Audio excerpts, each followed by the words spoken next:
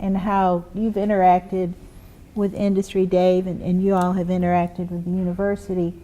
Tell me a little bit about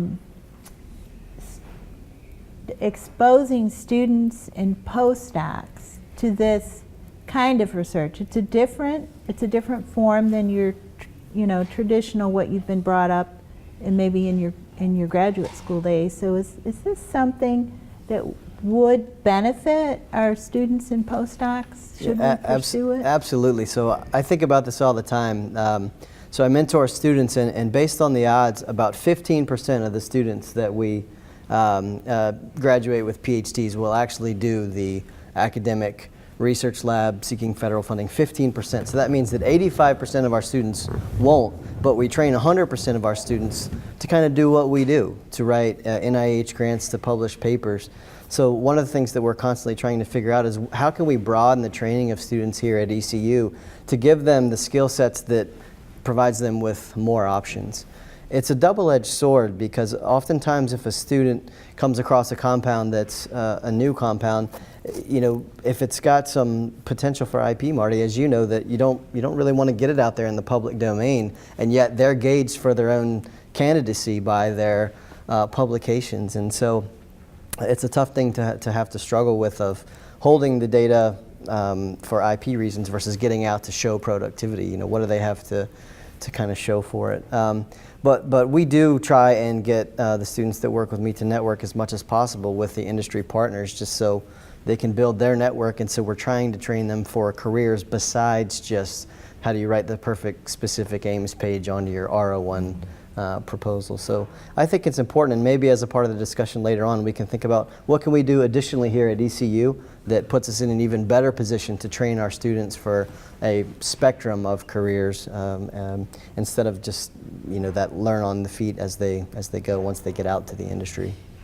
I have some ideas about that. Maybe we could spend a minute doing that now. Yeah. So why not put, during the course of your lab collaborating with industry, Dave, why not actually for a week, 2 weeks, picking up a technique or some method, put the graduate students in the academic lab. Just travel, and they stay, and just go to an academic lab, go to an industry lab. Mm-hmm. You're in collaborators lab, and spend time there. So they're in the milieu, and for a short period of time. It's a great idea. Can we formalize? Have you done that? Does that happen? Not to the extent of actually having them go to the labs, but I have kind of taken them out. Then there's the formal, of course, a postdoc. You can just do a postdoc in industry.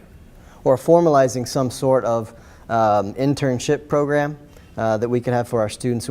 Maybe we're geographically, maybe we're a little isolated in Greenville, where we'd be slightly more of an advantage at closer to RTP, but I still think we could take more advantage of that close proximity to all of the power that's in the RTP area. And so that's a great idea.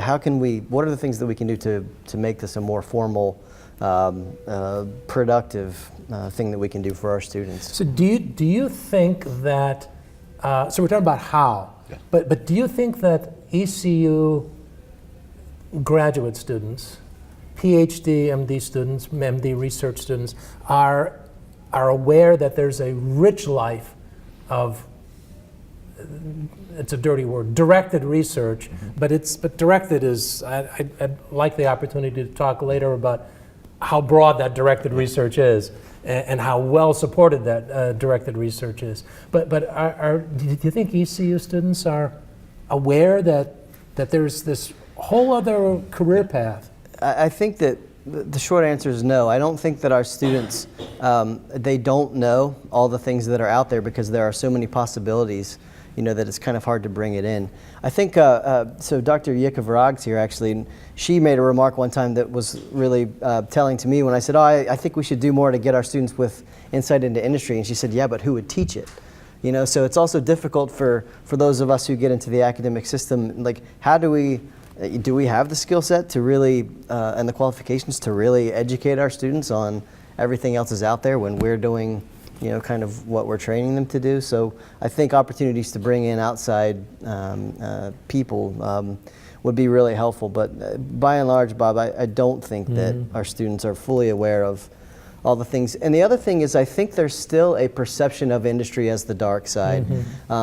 Students, I've had students, I had a PhD student who, she just didn't want to work in academia, and she was afraid to tell me that because she thought I would perceive it as, going to the dark side. And maybe there's still a little bit of a cultural bias among faculty. Maybe that's not fair for me to say, but I feel like maybe there's a little bit of a, oh, I'm disappointed that person decided to go and be a sales representative for a big pharma company instead of, go for the postdoc and the K award, then the R award. But I wasn't suggesting sales reps. Now that may, joking now, tongue in cheek, that may be the dark side. Yeah. No, I was talking about a bench scientist in industry, right? I mean, you do the same thing, only you're just better supported, probably in most cases. Yeah. So, yeah. And you're somewhat told, this is your project, the same way as you sort of tell your students, this is your project. Instead, in a big company, it's the director tells you, this is your project. You don't get to choose your own projects to the same degree, but you're still in charge of your own project. Yeah. So. And that project is necessarily exactly what you're trained, what the student, the graduate student, the newly minted PhD is trained to do. Otherwise, it's a foolish director in the industry, right?